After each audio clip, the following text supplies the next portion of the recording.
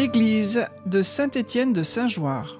Le mot église, écrit avec une minuscule, désigne le lieu de culte édifié avec des pierres où les chrétiens se rassemblent pour prier ou pour assister à des événements religieux, messes, temps de prière, etc., dont l'objectif est le rassemblement des membres d'une communauté chrétienne, les chrétiens.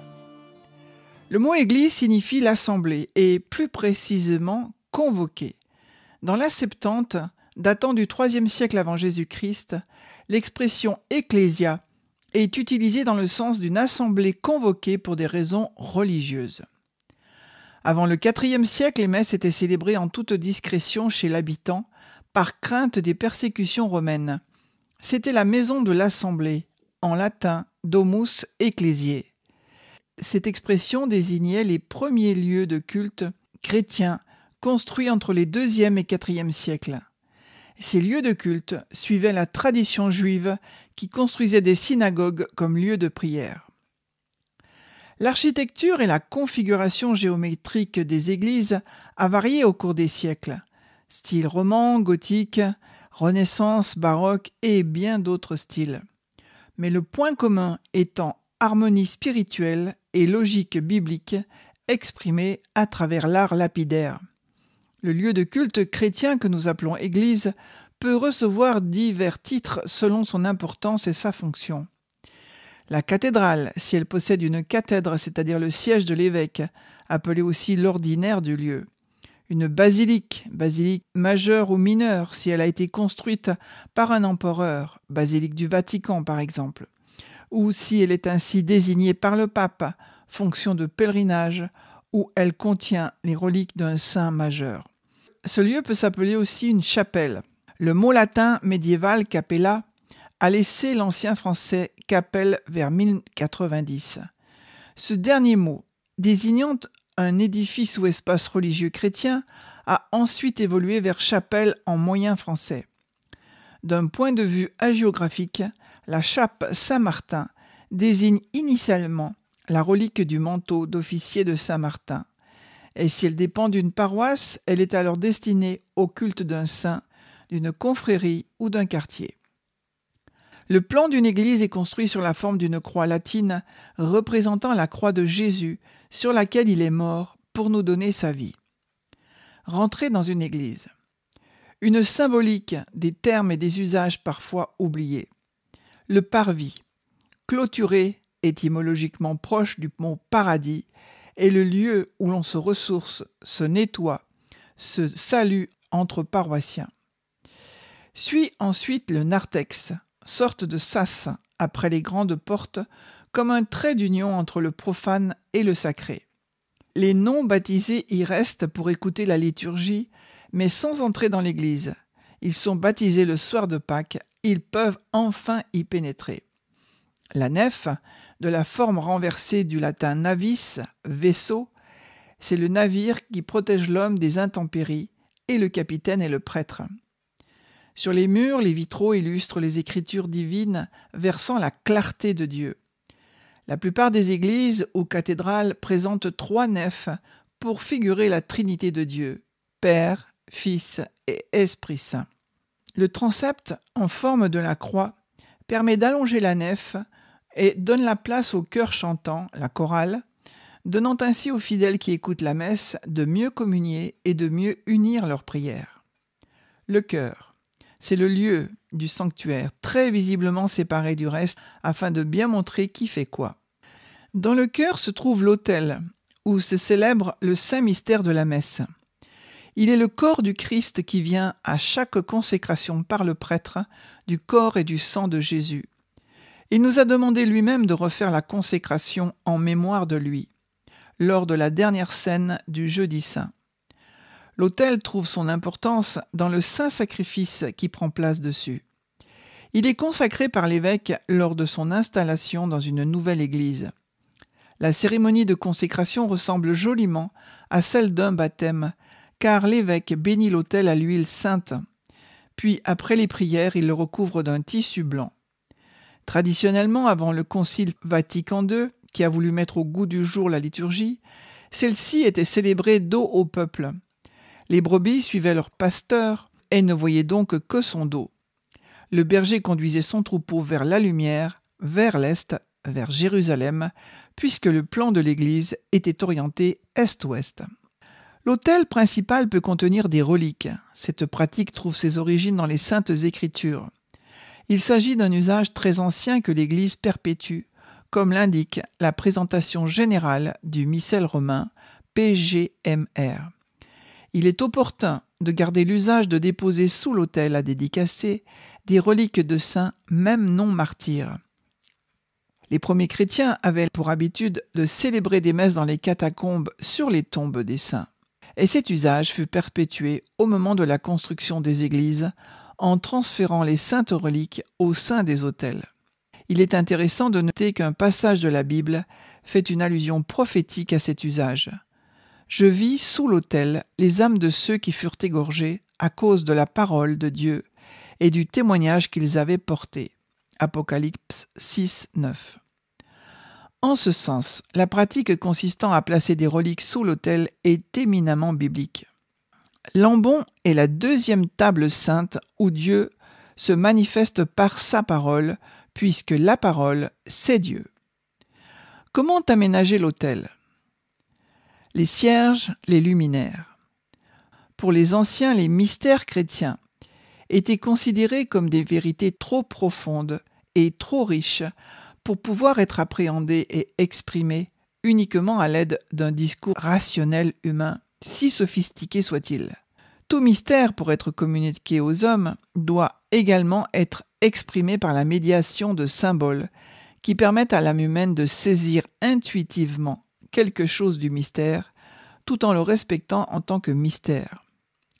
Les cierges ne sont pas qu'un pur élément décoratif, mais bien au contraire leur nombre, leur disposition, leur aspect, encadrés par les normes officielles et déterminés par la tradition reçue, expriment par le biais d'un symbolisme qui plonge ses racines dans les textes bibliques eux-mêmes, dans le mystère divin. La présentation générale du missel romain explique la façon de faire selon la tradition reçue du rite romain, telle qu'elle est parvenue jusqu'à nous. Au numéro 117, nous lisons « L'autel sera couvert d'au moins une nappe de couleur blanche. Sur l'autel ou alentour, on mettra des chandeliers avec des cierges allumés. Il y a aussi sur l'autel ou à proximité une croix, avec l'effigie du Christ crucifié. Les chandeliers et la croix pourront être portés dans la procession d'entrée. Selon l'usage traditionnel exprimant le mystère du lien entre Eucharistie et sacrifice, on disposera toujours les cierges de manière symétrique de part et d'autre de la croix du Christ, qui, qu'elle soit posée sur l'autel ou disposée à proximité, devra toujours être placée au centre, de manière à constituer le point focalisant l'attention de toute l'assemblée. Avant le christianisme, les Romains avaient pour usage de brûler des cierges devant les idoles, ou pour honorer certains dignitaires de l'Empire, et ils les employaient aussi pour les offices funéraires. Dans la liturgie juive, on utilisait plutôt des lampes à huile, et au temple, un chandelier à 7 branches alimentait aussi à l'huile la menorah. S'il est vrai que les cierges ont répondu dans l'Église primitive aux besoins pratiques d'éclairer, notamment lors de la prière des vigiles, ils avaient aussi un sens symbolique important qui justifiait leur utilisation diurne dans un but cultuel. Au 5e siècle, à Vigilance, qui se moque de l'utilisation de cierges en plein jour, saint Jérôme répond « Dans tout l'Orient, on allume des cierges pour lire l'Évangile quand le soleil brille. Ce n'est point pour chasser les ténèbres, mais en signe de joie. C'est à l'époque carolingienne qu'apparaissent les cierges d'autel. À l'époque romane, ils commencent à être posés sur l'autel même. Mais ce n'est qu'à partir du XIIIe siècle qu'ils y demeureront. Pourquoi ce chiffre de 7 cierges d'autel ? Dans le premier récit de la création de l'univers en 7 jours, Genèse 1, la lumière et les différents luminaires ont une place importante. Dieu, qui est lumière, 1 Jean 1,5, est aussi le créateur de la lumière.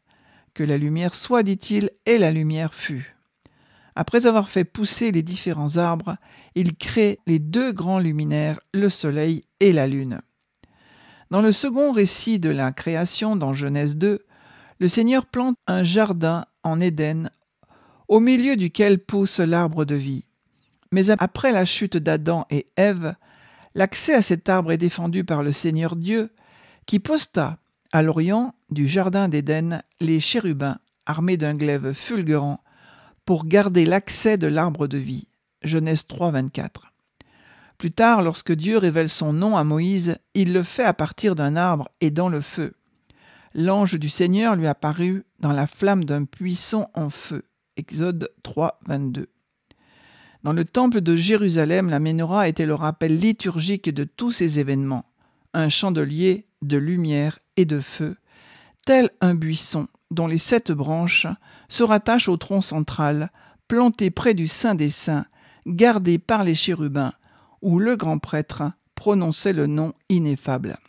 En plaçant sur l'autel une croix, signe de la mort rédemptrice et de la victoire du Christ, entourée de 7 cierges, la liturgie chrétienne accomplit parfaitement les figures de l'Ancien Testament que nous venons d'évoquer.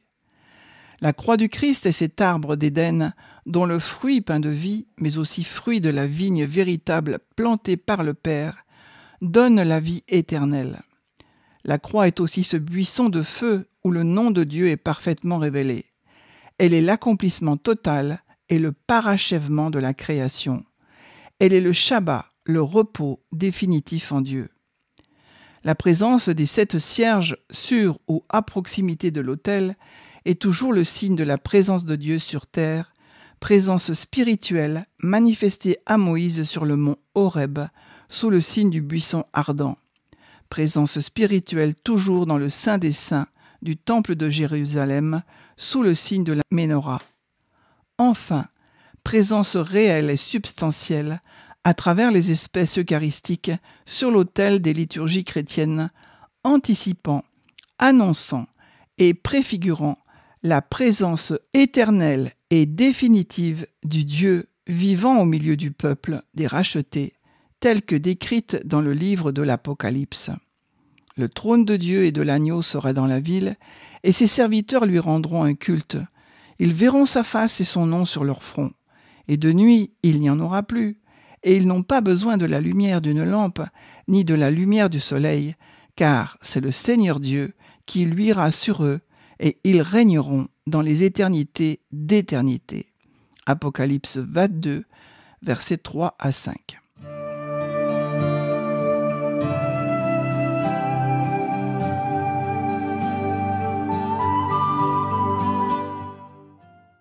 Saint-Étienne de Saint-Joire, c'est un lieu de vie et de culte. Cette commune française est située dans le département de l'Isère, en région Auvergne-Rhône-Alpes, à 75 km de Lyon et 40 km de Grenoble. Cette ville se trouve dans le secteur du Bas-Dauphiné et la commune s'est principalement développée dans la plaine de Bièvre. Le bourg ancien présente un habitat assez resserré et se situe aux limites méridionales de la plaine de Bièvre.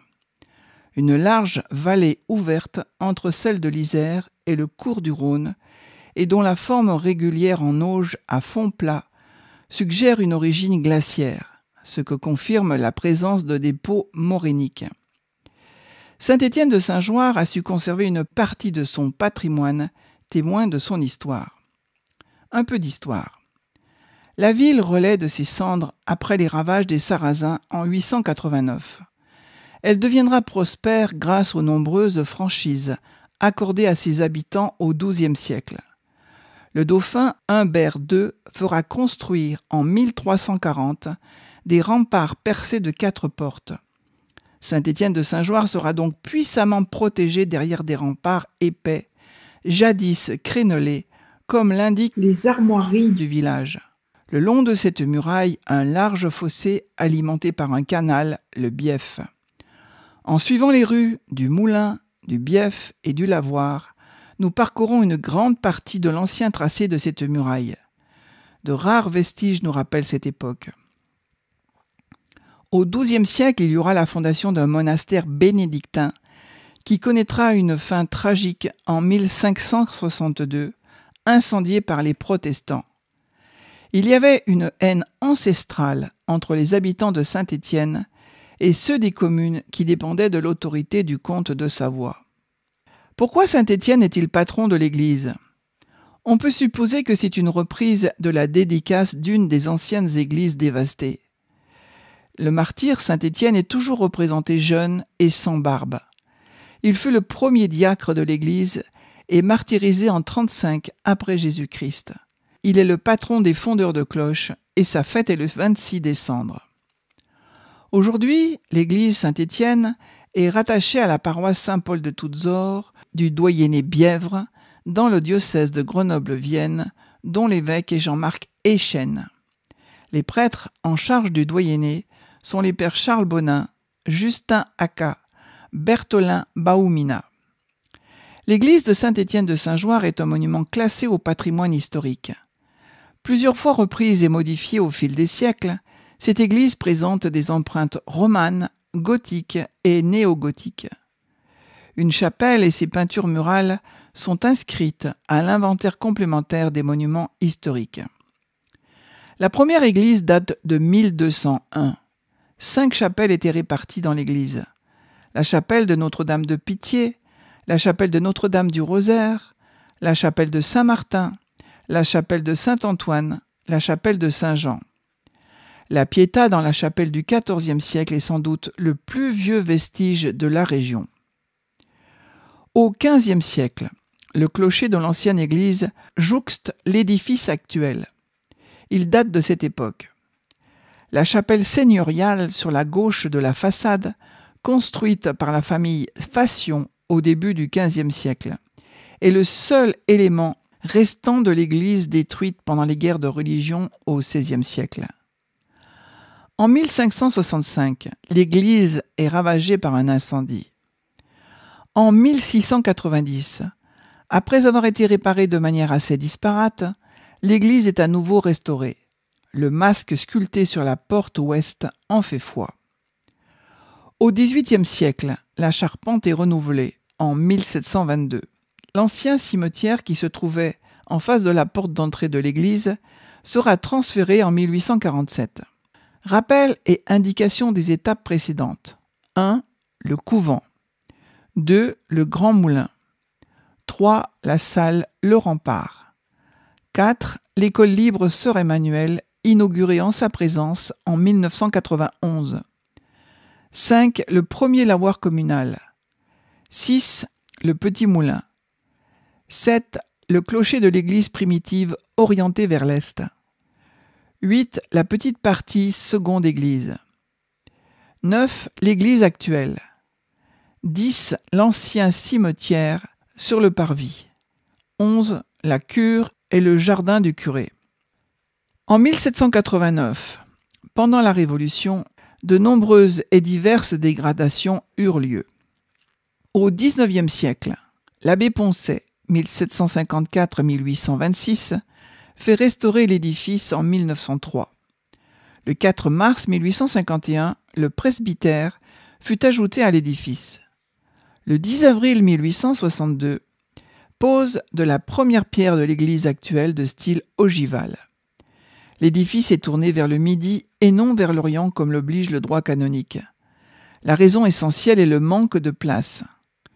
L'édifice est construit en moraine et en briques sur les plans de l'architecte M. Berruyer. L'église sera achevée en 1864. Sur la face avant du beau maître-autel, on peut remarquer une très fine sculpture en marbre blanc. Le tabernacle était surmonté d'un ciborium, édicule surmontant un autel, sorte de baldaquin d'origine paléo-chrétienne. Les vitraux, réalisés en 1897, proviennent des ateliers de 2 maîtres verriers grenoblois, Étienne et Berthier-Bessac. Il existait une chaire en bois de noyer. Les statues de l'église de Saint-Étienne de Saint-Joire. La belle statue du Sacré-Cœur, Sainte Thérèse de l'Enfant Jésus et de la Sainte Face, l'Assomption de Marie, et aussi en tableau, Jésus sur sa croix, Saint Antoine de Padoue, Saint Joseph sur son autel et la Vierge Marie sur l'autel qui lui est dédié. Ce qui est encore visible aujourd'hui. 1.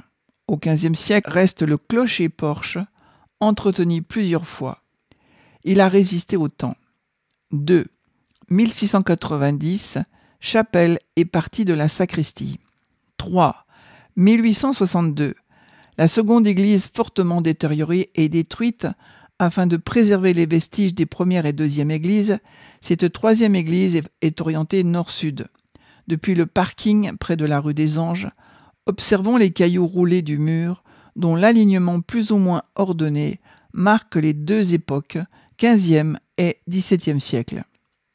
La chapelle Notre-Dame de Pitié, ou dite de Fassion avec sa Pietà, son intérieur restreint, anguleux, est en fait rempli du souvenir de nos anciens, de leur joie, de leur peine et de leur espérance. Les toitures de l'église ont fait l'objet de rénovations importantes en 2008 et 2010 pour la sacristie, puis en 2023 pour la couverture principale.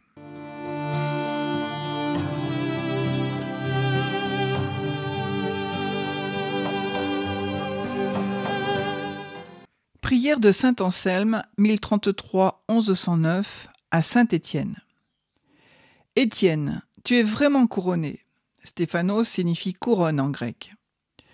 Dis à celui qui t'aime et que tu aimes, Seigneur, ne leur compte pas ce péché. Acte 7, 60. Homme bienheureux, quelle espérance tu donnes aux pécheurs, tes amis, quand ils entendent dire que tu as montré pareille sollicitude pour des impies, tes ennemis. Seigneur, ne leur compte pas ce péché. Comment répondra-t-il quand il est invoqué, celui qui excusait ainsi quand il était provoqué?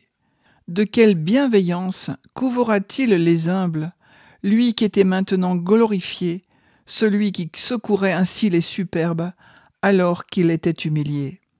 Avec quelle promptitude délivrera-t-il les affligés, celui qui, aujourd'hui, libéré avec puissance, hier venait ainsi en aide à ceux qui l'affligeaient?